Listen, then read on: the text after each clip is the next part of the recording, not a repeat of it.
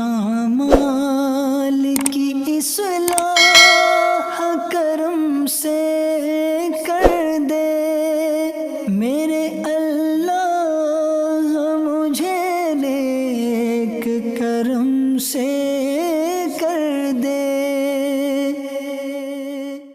अल्हम्दुलिल्लाहि रब्बिल आलमीन वस्सलातु वस्सलामु अला सय्यिदिल मुरसलीन, अम्मा बाद फ़अऊज़ु बिल्लाहि मिनश शैतानिर रजीम, बिस्मिल्लाहिर रहमानिर रहीम। पढ़िए अस्सलातु वस्सलामु अलैका या रसूल अल्लाह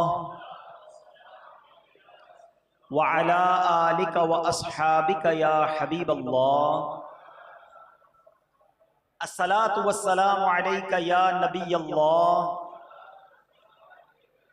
व अला आलिका व अस्हाबिका या नूर अल्लाह। मीठे मीठे इस्लामी भाइयों और मदनी चैनल के नाजरीन, वालिदैन या तो हमारे दुनिया में हैं या कई वो हैं कि जिनके वालिदैन दुनिया में नहीं हैं, लेकिन माँ बाप की जो खिदमत है ना और माँ बाप की जो बरकत है, बाज लोग उससे बड़ा दूर रहते हैं, उसको रियलाइज नहीं करते कि ये हस्तियां कितनी बड़ी हैं।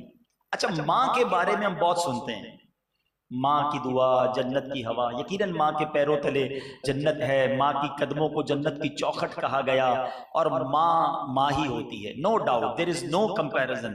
माँ का कोई दुनिया में नेमल बदल नहीं है, लेकिन वालिद के हवाले से बाज़ औक़ात वो फीलिंग्स नहीं होती हैं, वालिद के हवाले से वो मोहब्बत का इजहार भी नहीं होता है।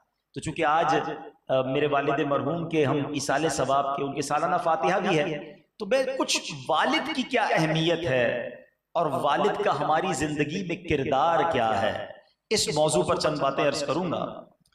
एक शख्स के 4 बेटे थे, वो बीमार हुआ तो एक बेटे ने बड़ा अजीब फॉर्मूला अपने भाइयों को पेश किया कि ऐसा करो, या तो तुम तीनों मिलकर माँ वालिद साहब की तीमारदारी करो, लेकिन इतनी बड़ी नेकी कमाओगे तो फिर विरासत में हिस्सा ना लो, और अगर मुझे ये काम दे दो कि मैं वालिद की तीमारदारी करूं फिर तुम ना करो, मैं सारी खिदमत करूंगा, मुझे विरासत में कोई हिस्सा नहीं चाहिए। बड़ी अजीब सी बात थी, पैसे कौन छोड़ता है, मगर वो भाई जानता था कि माँ बाप की खिदमत में क्या है, वालिद की खिदमत का अजर क्या। तो उसने क्या किया, तीनों भाइयों ने कहा इससे अच्छी क्या बात है, ठीक है वालिद की खिदमत भी करो, पैसे भी नहीं लोगे, हमारा अपना हिस्सा भी छोड़ रहे हो। तो बहरहाल ये फॉर्मूला सेट हो गया। वो भाई अकेला बेटा अपने वालिद की खिदमत करता रहा। कुछ अरसे के बाद वालिद का इंतकाल हो गया, उसने कोई हिस्सा नहीं लिया क्योंकि वादा किया था मैं वालिद की खिदमत करूंगा, मीरास में हिस्सा नहीं लूंगा। अब क्या हुआ, एक रात किसी ख्वाब में उसको एक आवाज आई कि फलां जगह पर जाओ, वहां 100 दीनार मौजूद हैं, 100 दीनार यानी सोने के सिक्के मौजूद हैं, वो ले लो। तो इस शख्स ने ख्वाब में बताने वाले से पूछा कि इन 100 दीनार में बरकत है कि नहीं। तो उसने कहा नहीं, बरकत नहीं है। सुबह उठा, अपनी बीवी को कहा कि मैंने ख्वाब देखा है, एक जगह बताई गई है कि वहां 100 दीनार है, मगर मैंने लेने से इनकार कर दिया क्योंकि उसमें बरकत नहीं है। बीवी ने कहा अजीब आदमी हो, पहले मीरास छोड़ दी, उसमें भी हिस्सा नहीं लिया, 100 दीनार सोने की अशरफियां मिल रही हैं, तुम गरीब भी हो, हिस्सा तो ले लेते। कहते नहीं मुझे नहीं चाहिए, बरकत नहीं तो मुझे वो माल नहीं चाहिए। रात फिर ख्वाब में सोया, फिर उसने ख्वाब में उसको एक जगह दिखाई गई कि फलां जगह पर 10 सोने की अशरफियां, 10 दीनार पड़े, ले लो। कहते ये बताओ बरकत है कि नहीं उसमें। ख्वाब में जिसने बताई जगह का बरकत नहीं है इसमें, का मुझे नहीं चाहिए। फिर बीवी को बताया, अजीब आदमी 100 से 10 पे आ गए, 10 तो ले लो, का नहीं बरकत नहीं तो मुझे नहीं चाहिए। अब फिर ख्वाब देखा, अब उसे एक जगह बताई गई कि 1 दीनार है एक जगह पर, वो ले लो। इससे सवाल क्या क्या उसमें बरकत है, हाँ इसमें बरकत है। सुबह उठकर गया और वो 1 दीनार उठा कर लाया, 1 दीनार, ठीक है। और उसके बाद उस 1 दीनार से उसने घर वालों के लिए कहा कि मछली खरीद लेता हूं। उसने 2 मछलियां खरीद ली, कुछ नहीं तो घर वालों को अच्छा खाना तो खिला दो। मगर जब घर आया और उन दोनों मछलियों का पेट चाक किया तो उन दोनों मछलियों के पेट से एक एक मोती निकला। बड़ा अजीब व गरीब, बड़ा यूनिक वो मोती था। तो अब उसने मोती तो रख लिया अपने पास, मगर हुआ ये कि बादशाह ने उसी दिन एक ऑर्डर जारी किया कि मुझे इस कलर का और ऐसी डिजाइन का मोती चाहिए। सारे शहर के ज्वेलर्स के पास उसके नुमाइंदे गए, कहीं वो मोती ना मिला।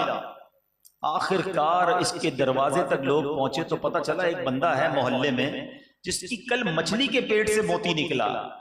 जाकर ढूंढा तो मोती नजर आया, ये तो वही मोती है। बादशाह को भी दिखाया, कहा यही चाहिए। तो अब कहा कि इस मोती की कीमत क्या है? तो कहा 30 खच्चर, यानी जो आसान लफ्जों में 30 डोंकी।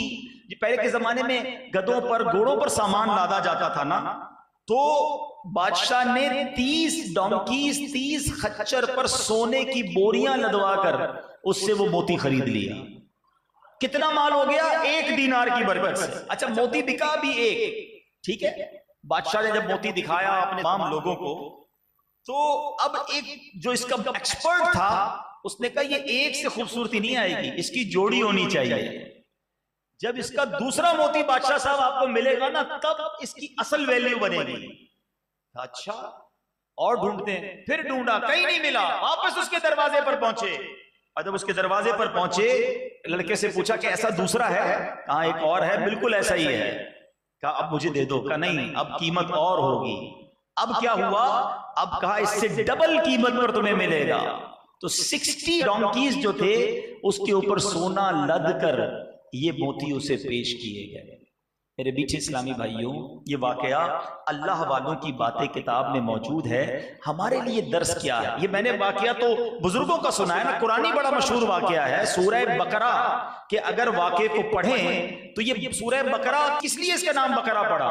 बकरा कहते हैं अरबी में गाय को। ये जो गाय का वाला वाकया है, ये दुनिया की सबसे महंगी गाय बिकी थी। तफसील है इस वाकये की, लेकिन इशारा दे देता हूं, जिन्होंने पढ़ा उन्हें मालूम है, नहीं पढ़ा तो तफसीर कुरान में पढ़े कि सोना भरकर उस गाय की खाल में एक नौजवान को उस जमाने के लोगों ने दिया था। क्यों? कि उसने अपनी माँ की खिदमत की थी, माँ की बात मानी थी। अल्लाह ने ऐसी गाय अता कर दी कि वो गाय पूरी दुनिया में कहीं और नहीं थी। तो इसका मतलब क्या हुआ? जो बात सीखने वाली है, यहाँ वालिदैन के लिए भी दर्स है, बच्चों के लिए भी दर्स है। वो वालिदैन जो कहते हैं यार बच्चों के लिए बहुत कुछ छोड़ के जाना है। अरे भाई, बच्चों के लिए तो कमा रहा हूं, बल्ले उसके लिए हलाल कमा रहा है या हराम कमा रहा है। घर बनाना है बच्चों के लिए, फैक्ट्री लगानी है बच्चों के लिए, और कमाऊंगा बच्चों के लिए। ये नहीं सोच रहा कि बच्चों के लिए मैं हलाल कमा रहा हूं या हराम कमा रहा हूं, तरबियत क्या कर रहा हूं। याद रखिए, जो शख्स बच्चों के लिए माल भी छोड़ जाए और तरबियत भी ना करके जाए, तो वो माल से तो हराम काम करेंगे, उल्टा फिर बाप को मार पड़नी है। हजरत उमर बिन अब्दुल अजीज के बारे में आता है कि आप जब दुनिया से जाने लगे ना, तो बहुत थोड़े पैसे छोड़कर गए। तो किसी ने कहा आपने अपने बच्चों के लिए कुछ छोड़ा ही नहीं। क्या शानदार जवाब दिया। फरमाया अगर मेरे बच्चे अल्लाह के ना फरमाने तो उनके लिए कुछ छोड़ना दुरुस्ती नहीं था, छोड़ के जाता तो उल्टा और गलत कामों में खर्च करते। और अगर अल्लाह के फरमा बरदार हैं तो अल्लाह पाक गैब के खजानों से उन्हें अता फरमा देगा, उनको खुद ही गनी कर देगा, खुद ही उनके रोजी में बरकत डाल देगा, क्योंकि वो अल्लाह के फरमा बरदार हैं। तो असल चीज नेक औलाद है, जो माल जमा करके सोचते हैं पीछे बच्चों के लिए कुछ कर जाऊं। अरे भाई, पहले उनकी तरबियत तो ऐसी करो कि माल छोड़ कर जाओ तो वो माल तुम्हारे लिए सही तरीके से इस्तेमाल करे। और दूसरी बात, अगर थोड़ा भी छोड़ कर गए हो ना, और बरकत वाला, आपने लफ्ज सुना, बरकत वाला है, हलाल है, अल्लाह उस थोड़े में भी बरकत डाल देगा। आपने कई मिसालें देखी होंगी, अरबोपति लोग दुनिया से जाते हैं, उनके बच्चों के लिए बहुत बड़ा बिजनेस छोड़ के जाते हैं, लेकिन बच्चे गलत कामों में होते हैं। थोड़े अरसे बाद वो सारा बिजनेस बेड़ा गर्क हो जाता है। मगर गरीब आदमी बाजों का दुनिया से जाता है, उसकी औलाद नेक होती है, अल्लाह उस औलाद को ऐसा नवाजता है कि वो अपने वालिद से भी कारोबार में आगे निकल जाती है। क्या है ये? अल्लाह पाक जिस माल में बरकत डाल दे, असल ये मांगा करो। और फिर जो दूसरी बात, हलाल थोड़ा भी होना वो बहुत बरकत वाला होता है। लोग कहते ज्यादा होना चाहिए, ज्यादा ना मांगा करो, अल्लाह से मांगो मौला जो भी दे बरकत वाला दे, खैर वाला दे, सुकून वाला दे, हलाल दे। करोड़पति लोग भी रात को नहीं सो पाते, ऐसे भी हैं, बीमारी है उनके साथ। और ठेला लगाने वाला रात सुकून की नींद सोता है, 5 वक्त का नमाजी है, बच्चे उसके फरमा बरदार हैं। असल चीज पीस ऑफ हार्ट है, दिल का सुकून जरूरी है, सिर्फ नोटे जरूरी नहीं है। तो इस वाक़े से हमें यह भी सीखना है कि बेशक थोड़ा हो मगर बरकत वाला हो, ज्यादा हो और हराम हो वो हमें नहीं चाहिए। तो बहरहाल इस बच्चे ने वालिद की खिदमत की, अल्लाह पाक ने इसको कैसे गैब के खजानों से अता किया।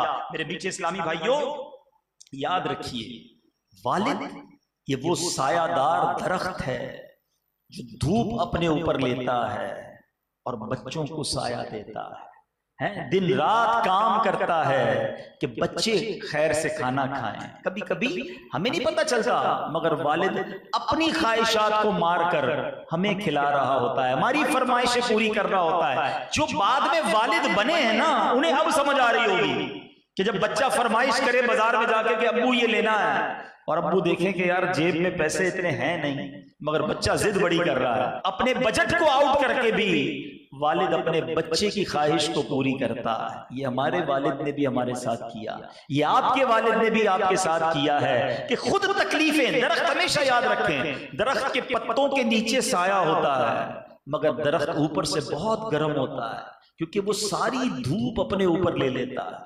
अल्लाह पाक ने ये वालिद इतनी बड़ी नेमत दी है जो उंगली पकड़कर सिखाता है। वालिद हमेशा चाहता है मेरा बेटा तरक्की करे। याद रखें दुनिया में हमें कोई तरक्की देखने में उम्मीद लोग पसंद नहीं कर रहे होते, हसद हो जाता है ना लोगों को, मगर माँ बाप वो हस्ती है और खास तौर पे वालिद कि जब बेटा तरक्की करता है उसे खुशी होती है क्योंकि वालिद और बेटे का जो रिश्ता है, वालिद और औलाद का जो रिश्ता है वो और रिश्ता है, वो बेलौस रिश्ता है। वो अपने गम सहेगा, अपने बच्चों को गमगीन नहीं होने देगा। बच्चा डीमोरलाइज हो जाए, बच्चा किसी मुश्किल में आ जाए, वो उसका हौसला बढ़ाएगा, उसे कहेगा बेटा घबराना नहीं, मैं हूं ना। हालांकि वो खुद भी घबराया हुआ है, वो खुद भी टेंशन में है। अरे बाप बताता ही नहीं घर में कि मेरे ऊपर कितनी प्रॉब्लम आई हुई हैं, उसे पता है बच्चों को बताऊंगा, बच्चों की मां को बताऊंगा, सब टेंशन में आ जाएंगे। इनको टेंशन में डालने की क्या जरूरत है? अरे मैं हूं ना, मैं बर्दाश्त कर लूंगा। कभी कर्जे उठाता है, कभी मुश्किल जिंदगी गुजारता है, अपने बच्चों पर आंच नहीं आने देता। मगर अब बच्चे की जब बारी आती है, जब बच्चा जवान होता है और वालिद बूढ़ा होता है, एक स्टेज आता है कि अब बच्चे की बारी आती है कि वो उनकी खिदमत करे। याद रखिएगा, अगर हम और आप सारी जिंदगी भी माँ बाप की खिदमत करें, उनका एहसान नहीं उतार सकते, उनका बदला नहीं उतार सकते, क्योंकि उन्होंने जब हमारी खिदमत की, जब चलना नहीं आता था, जब खाना नहीं आता था, जब बेलिबास थे, जब कमजोर थे, उन्होंने जब हमारी हिम्मत की और हमें एक जिसको कहें कि तनावर दरख्त बनाया, अब बारी उनकी है। खुश नसीब है वो बच्चे, एक बात याद रखिएगा, खुश नसीब है वो औलाद जिसको माँ बाप की खिदमत का मौका मिलता है। वरना कई माँ बाप तो वो होते हैं जो खिदमत का मौका भी नहीं देते, खिदमत हमारी करते करते दुनिया से चले जाते हैं। बंदा कहता है मुझे तो चांस ही नहीं मिला, आखिर वक्त तक वालिद ही हमें खिलाता रहा, वालिद ही हमारे हम पर मेहरबानी करता रहा, हमारी माँ ही हम पर मेहरबानी करती रही। अरे हमें तो मौका ही नहीं दिया कि हम उनकी कुछ खिदमत कर सकें। और उससे बड़ा बदनसीब कौन है जिसको वालिद या वालिदा की खिदमत का मौका मिला। अरब कहता है ये बूढ़ा बूढ़ी की वजह से परेशान हो गया है, इतने पैसे बाप पर खर्च करूं, इतने पैसे मां पर खर्च करूं, तुफ है उस औलाद पर कि जो अपने वालिदैन की खिदमत को बोझ समझते हैं। खुदारा ये मेरे और आपके रुपयों का, पैसों का नसीब है कि वो वालिदैन पर कुछ खर्च हो जाए, क्योंकि सारी जिंदगी तो इन्होंने खर्च किया ना, जो कुछ दिया इन्होंने दिया। और अब अगर बारी मिल जाए, मौका मिल जाए, तो इसको सादत समझना चाहिए। एक बात याद कर लो, जितने नौजवान मुझे सुन रहे हैं, कि मैं और आप जो कुछ है ना, अगर शोहरत मिली, दौलत मिली, इज्जत मिली, ये माँ बाप का सदका है और इसमें वालिद का बहुत बड़ा किरदार है। बाज़ औक़ात हम वालिद को एक्नॉलेज भी नहीं करते, मेहरबानी भी नहीं कहते, शुक्रिया भी नहीं कहते। हालांकि अगर मेरी माँ मुझे खिलाती है, मेरी माँ सीने लगाती है, मेरी माँ मुझे कोई चीज दिलाकर देती है, तो पीछे से माँ को पैसे कौन देता है, कमा के लाकर कौन देता है? अरे पूरे घर का पिल्लर होता है वालिद। मगर वालिद को नॉर्मली कोई रिकॉग्नाइज नहीं कर रहा होता, उसका शुक्रिया नहीं कह रहा होता, उसकी उस तकलीफ को नहीं मान रहा होता। हालांकि पूरे घर का मोहसिन, पूरे घर के लिए सायादार दरख्त अगर कोई है तो वो हमारा वालिद है, जो बेचारा मेहनत कर रहा होता है, हमें साया दे रहा होता है, हमें नवाज रहा होता है। और ये मैं नहीं कह रहा कि जो कुछ मिला या मेरे पास जो कुछ है वो मेरे वालिद का है, ये मैं नहीं कह रहा, मैं आपको एक वाकया सुनाता हूं। और ये नबी पाक के दौर का वाकया सुनिएगा। इतना इतना जिसको कहिए कि दिल पे लगने वाला वाकया है कि प्यारे आका अलैहिस्सलाम की बारगाह में एक बेटा बाप की शिकायत लेकर आ रहा है कि हुजूर मेरा वालिद जो है मेरा माल लेना चाहता है। नबी पाक ने फरमाया अच्छा ऐसा करो, अपने वालिद को ले लो। वालिद को लेकर बूढ़ा वालिद भी आ गया। तो नबी पाक ने फरमाया तुम्हारा बेटा कहता है कि तुम इसका माल लेना चाहते हो। इसकी हुजूर जरा इससे ये भी तो पूछे माल लेकर करता क्या हूं, इससे पैसे मांगता हूं, उसके बाद इन पैसों का करता क्या हूं? मैं क्या फजूलियात पे उड़ाता हूं या अपने अजीज व अकारिब की मेहमान नवाजी करता हूं और अपने बाल बच्चों पर जरूरियात पर खर्च करता हूं? मैं और कुछ नहीं करता, पैसे लेता हूं इससे, जरूरियात पर बच्चों पर खर्च करता हूं, अपने कुछ रिश्तेदारों को देता हूं। अभी गुफ्तगू जारी है, इतने में जिब्रील अमीन हाजिर हुए। का हुजूर इस वालिद ने दिल ही दिल में कुछ अशार लिखे हैं, अभी तक इसकी जबान, अपनी जबान पर भी वो शेर आए नहीं है। बच्चे के इस रवैये पर इस वालिद ने कुछ अशार लिखे हैं, हुजूर आप इससे कहिए कि वो अशार सुनाए।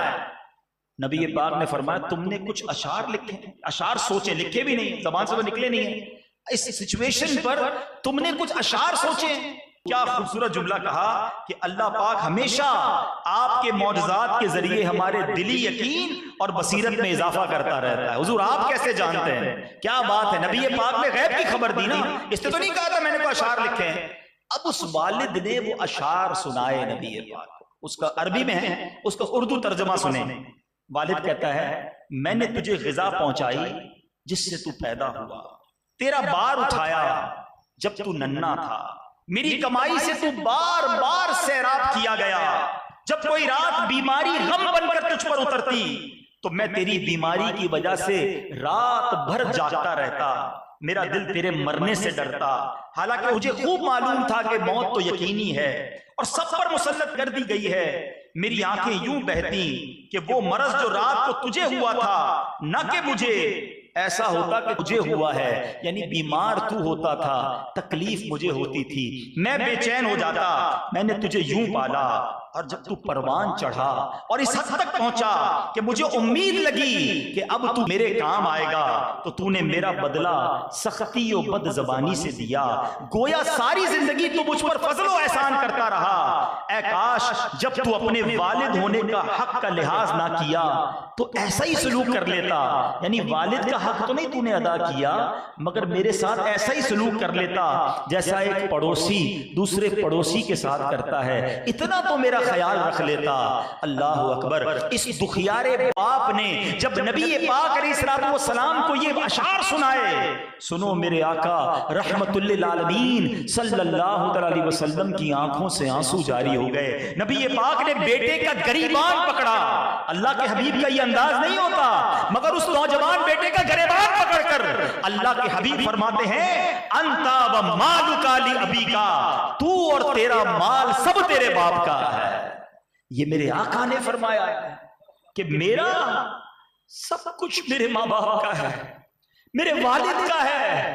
पैसे देते हुए बंदा कहता है अब्बू ये मेरे ही आपके हैं, कितने दूं, बार बार क्यों मांगते हो? अरे मेरे बाप ने मुझे खिलाते वक्त ये नहीं कहा था, अपना निवाला रोक कर मेरे मुंह में डाला था, हैं? अपनी ख्वाहिशें मारकर मुझे पाला था। अब्बू को नए लिबास में कम देखा होगा आपने, हमें नए नए लिबास नए नए जूते लाकर दिए, जो मांगा हमारे वालिद ने हमें लाकर दिया। कभी सोचा कि वालिद ने अपने लिए कब क्या खरीदा? कभी कहा हो कि बेटा आज ये जूते बड़े पसंद से मैं लाया? अरे लाए भी तो मैं अपने बेटे के लिए लाया, मैं अपनी बेटी के लिए लाया हूं, मैं अपनी बीवी के लिए। अरे कभी माँ, कभी बच्चे, कभी बच्चियों की खिदमत मेरा बाप करता रहा। कभी सोचा कि इसने अपनी जिंदगी के लिए क्या किया? ये माँ बाप कमाल की हस्तियां हैं, ये अपने लिए नहीं जीते, ये बच्चों के लिए जीते हैं। और जब बच्चा बड़ा हो जाए, कभी सोचो यार कि हमारा एक जुमला अगर बेअदबी का हम कह देते होंगे, उनका दिल कितना किरची किरची होता होगा। कि 2-3 बार बात कर ली तो डांटने आ जाते हैं। हाँ, ऐसा भी है। हालांकि किताबों में ये अदब लिखा है कि बेटा बाप के सामने ऐसा रहे जैसा गुलाम आका के सामने होता है, कि गुलाम को जब ऑर्डर दे तो गुलाम कहे लब्बैक। ये है अदब बाप का बेटे पर, वालिद का हक है बेटे पर कि बेटा इस तरह जिंदगी गुजारे। मगर हाल क्या है कि आज बेटा बाप गुलाम बना हुआ है बेटे के आगे। बाप कहता है बेटा थोड़े से पैसे, नहीं अब्बू नहीं है। बाप बेटा थोड़ा सा काम, नहीं मेरे पास टाइम नहीं है, मैं भी मसरूफ हूं। इस तरह जवाब देता है बेटा। सोचो ये क्या कर रहे हो। और याद रखिए अहादीस में ये मजमून मौजूद है, और गुनाहों की सजा कयामत के दिन दी जाएगी। अल्लाह नाराज हुआ तो अजाब उधर दिया जाएगा, मगर वालिदैन की नाफरमानी का अजाब दुनिया में भी दिया जाता है। और उसका बेसिक रिएक्शन क्या होता है कि बंदा अपनी औलाद में नाफरमानी देखता है। जो अपने माँ बाप की बेअदबी करता है ना, वो अपनी औलाद में ये देखता है। वो मशहूर वाकया है ना कि एक बेटा, शादी हुई, वालिद बूढ़ा था, बेचारा खांसता था। बीवी ने कहा ये बुड्ढे को निकालो घर से। पहले तो हम यूरोप में सुनते थे ओल्ड हाउस, हैं अमेरिका में सुनते थे ओल्ड हाउस, अब हमारे वतन पाकिस्तान में बनने लग गए। यहां लोग अपने बूढ़े माँ बाप को ओल्ड हाउस में डालने लग गए। अरे ये जन्नत का दरवाजा था और हम इसे उठाकर ओल्ड हाउस में डाल के आ गए, घर से निकाल दिया। बुढ़ापे के अंदर उनकी खांसी बुरी लग रही है। अरे हमने गंदगी की थी उनके बिस्तर पर, हमारे बाप ने तो लात मार के घर से नहीं फेंक दिया था। कितनी रातें जागते हैं माँ बाप, कभी सोचा। अच्छा ये सारी बातें समझ जब आ जाती हैं जब नौजवान खुद वालिद बनता है, उसे पता चलता है कि रात बच्चा कितना तंग करता है। अरे अब तो बड़ी सहूलियात हो गई, पैम्पर आ गए और पता नहीं क्या क्या फैसिलिटीज आ गई। सोचो 30-40 साल पहले जब हम छोटे थे, पैसे भी नहीं थे उतने अम्मी अब्बू के पास, उन्होंने कैसे पाला होगा। लेकिन आज जब उनकी बारी आती है तो एक बीवी ने कहा कि इस बूढ़े को निकालो बाहर। शौहर ने कहा अच्छा, बीवी के गुलाम था, मान ली उसकी बात और वालिद को लेकर चला कहीं वीराने में छोड़ने। सर्दी के दिन थे तो वालिद ने कहा बेटा मुझे कहीं छोड़ने जा रहे हो, कोई कंबल तो दे दो। तो जो नौजवान था ना, उसका एक छोटा बेटा भी था, यानी उस वालिद का पोता, कहता दादा जान मैं आपके लिए कंबल लाता हूं। तो जब कंबल लेकर आया ना तो कंबल बीच से कटा हुआ था। उसके वालिद ने पूछा उस नाफरमान बेटे ने कि ये तुम दादा जान के लिए आधा कंबल क्यों लाया? कहा बाबा जान आधा इनके लिए लाया हूं, जब थोड़े अरसे बाद आप बूढ़े हो जाएंगे तो आपको भी तो मैं कहीं छोड़ने जाऊंगा ना, तो आधा फिर आपको दे दूंगा। अब वालिद की आंखों में आंसू आए, उसको अब समझ आई कि जो मैं अपने वालिद के साथ करने जा रहा हूं ये मुझे अपने बच्चों में देखना पड़ेगा। इसी तरह एक और वाकया लिखा, किताबों में लिखा वाकया, एक नाफरमान बेटे ने अपने वालिद से तंग आकर, देखो एक बात याद रखना, ये बात बहुत जरूरी है बच्चों के लिए, नौजवानों के लिए समझना। एज का एक हिस्सा ऐसा आ जाता है कि जब बूढ़ा होने के बाद बंदा समझ लो वापस बच्चा बन जाता है। ये पूरा सर्कल है, बचपन, जवानी और फिर आने के बाद यदि बुढ़ापा आता है ना तो समझ ले बचपन और बुढ़ापा लेवल है। जिस तरह बच्चा बात नहीं समझता ना, इस तरह बूढ़ा भी नहीं समझता। बच्चा जिद करता है, बूढ़ा भी जिद करेगा। बच्चे का लेवल ऑफ अंडरस्टैंडिंग कम है, बूढ़े का भी कम हो जाएगा। क्या तेरी अब्बू होकर इतनी जिद कर रहे हैं, ये वालिद होकर बार बार एक बात को बोल रहे हैं, ये बार बार समझ क्यों नहीं रहे बात? उनका लेवल ऑफ अंडरस्टैंडिंग नीचे हो गया है। आप उनको 60 साल का ना समझे, आप उनको 6 साल का समझे। आप 6 साल के बच्चे से लड़ते हैं, 6 साल का बच्चा क्यों नहीं अब्बू मुझे लेना ही लेना है, मैं कह रहा हूं मुझे लेना है। आप कहते हैं आपको प्यार आता है, यार बच्चा ही है। आपको 60 साल के अब्बू पर भी प्यार आना चाहिए। जब आपसे बार बार जिद करे ना, आपकी बात ना माने, आप कहें ये कहो नहीं करूंगा, तुम्हें समझ नहीं आती, समझ लो मैं 6 साल के बच्चे से बात कर रहा हूं, तब आपको बुरा ही नहीं लगेगा, आप एंजॉय करेंगे, मजा आएगा, आपको खिदमत भी आसान हो जाएगी। हमें गुस्सा इसलिए आ जाता है, अव्वल तो आना नहीं चाहिए कि यार ये इतने बड़ी उम्र के होके बात क्यों नहीं समझ रहे। मुझे और आपको ये अंडरस्टैंड करना होगा कि इस उम्र में जाकर अंडरस्टैंडिंग लेवल कम हो जाता है। लेकिन बदनसीब है जो उसमें बदतमीजी करते हैं माँ बाप से। एक बेटे ने तंग आ गया और वालिद को गाड़ी में बिठाया और प्लान किया कि फला नहर के किनारे जाके धक्का दे दूंगा। उस पुल पे जब गया ना, बाप समझ गया, कहता बेटा ऐसा करो यहां नहीं, थोड़ा और आगे जाके जहां पानी गहरा है ना वहां जाके धक्का देना। तो कहता वालिद साहब ये आप क्या कह रहे हैं? का मसला ये है कि उसी जगह पर मैंने भी अपने वालिद को धक्का दिया था। आज जो तुम मेरे साथ करने जा रहे हो ना, ये मैंने अपने वालिद के साथ भी किया है, इसलिए मुझे इसकी सजा ये मिल रही है। तो मकाफात अमल है, जो औलाद अपने वालिद का अदब करती है, आगे जाकर उसके बच्चे भी उसका अदब करते हैं। आपको मैं एक इजी फॉर्मूला दे देता हूं ना, आपको किसी वालिद के बच्चे हाथ चूमते नजर आए ना, आप उसको रोक लो, पूछो लगता है तुमने भी अपने वालिद का बड़ा अदब किया? वो कहेगा हाँ अल्हम्दुलिल्लाह मैंने भी किया। अल्लाह उसकी औलाद फर्मा बरदार बना देगा। तो अपनी औलाद को फर्मा बरदार बनाओ, मरने के बाद काम आएगी। और अपने वालिदैन का खुदारा अदब करो और वालिद से प्यार करो, वालिद को डिस्करेज ना करो। वो नहीं कहता मैं तुमसे प्यार करता हूं, असल में प्रॉब्लम पता है क्या है? प्रॉब्लम तो नहीं है, लेकिन एक हकीकत है। माँ जो है ना वो सीने से चिमटाएगी मेरा बेटा मेरा लाल, ये वालिद नहीं करता। वालिद कहता भी नहीं मैं तुमसे प्यार करता हूं, वरना वो सबसे ज्यादा तुमसे प्यार करता है, क्योंकि वो सब कुछ तुम्हारे लिए तो कर रहा है। अगर वो जुबान से कहता नहीं मैं तुमसे प्यार करता हूं, मगर उसके दिल में बहुत प्यार है तुम्हारे लिए, तो कम से कम इसको एक्नॉलेज तो करो, रियलाइज तो करो, उसे उस मोहब्बत का सिला तो दो। कभी आप भी कहोगे वालिद साहब मैं जो कुछ हूं आपकी वजह से हूं, आपने मेरे ऊपर इतने एहसान किए, देखो उसकी आंखें नम हो जाएंगी। नहीं कहते वालिद से, बात भी नहीं करते वालिद से, मिलते भी नहीं है। खुदारा अपने वालिद की कदर करें। मैं आपको चंद हदीस सुनाता हूं, फिर अपने बयान को इख्तिताम की तरफ लाते हैं। नबी पाक अलैहिस्सलातु वस्सलाम ने फरमाया, सुनो, माँ के बारे में बहुत सुना ना, आज वालिद के बारे में सुनो। अल्लाह के हबीब फरमाते हैं बाप जन्नत का दरमियानी दरवाजा है, सेंट्रल डोर ऑफ जन्ना। तेरी मर्जी है उसकी हिफाजत कर या उसे छोड़ दे। एक और जगह नबी पाक फरमाते हैं बेटा अपने बाप का हक अदा नहीं कर सकता यहां तक कि बेटा अपने बाप को गुलाम पाए और उसे खरीद कर आजाद कर दे, क्योंकि बाप ने हमें जिंदगी दी है ना, तो अब बाप को कोई जिंदगी तो दे नहीं सकता। हाँ, जिसका बाप गुलाम हो, पहले के जमाने में होते थे, बेटा अपने बाप को खरीद कर आजाद करे, ये पॉसिबल नहीं है। तो इसका मतलब क्या हुआ कि बेटा बाप का हक अदा नहीं कर सकता। और एक बड़ी अहम हदीस, अल्लाह के हबीब फरमाते हैं रब की रिजा बाप की रिजामंदी में है और रब की नाराजी बाप की नाराजी में है। यानी आसान लफ्जों में, जिसका वालिद राजी उसका रब राजी, जिसका वालिद नाराज उसका रब नाराज। ये मैं बातें क्यों कर रहा हूं कि लोग बाज़ औक़ात मां से बनाकर रखते हैं और वालिद से लड़ रहे होते हैं। ऐसा नहीं है, आपको वालिद का भी अदब करना होगा। बल्कि उलमा ने तो बड़ी प्यारी एक हदीस पाक के तहत हमें उसूल बयान किया, क्योंकि नबी पाक अलैहिस्सलाम से एक बार किसी ने सवाल किया कि हुजूर मेरे हुस्ने अखलाक का सबसे ज्यादा हकदार कौन है, सबसे ज्यादा? आका ने फरमाया तेरी माँ। फरमाया हुजूर फिर? फरमाया तेरी माँ। फरमाया फिर थर्ड? फरमाया तेरी माँ। का हुजूर उसके बाद? फरमाया तेरा वालिद। उलमा ने इस पूरी हदीस पर बहस की है कि नबी पाक की जबान से जो लफ्ज निकलता है ना वो हिकमत भरा है, फजूल तो है ही नहीं। 3 बार माँ कहा, 1 बार वालिद कहा, व्हाट इज द रीजन? वजह क्या है? उलमा कहते हैं माँ के 3 एहसान हैं। पेट में पालती है 9 माह, विलादत के वक्त की तकलीफ उठाती है और परवरिश करती है, और वालिद का एक एहसान है कि उसने हमारी परवरिश की है। इसलिए माँ के बारे में 3 बार फरमाया, वालिद के बारे में 1 बार।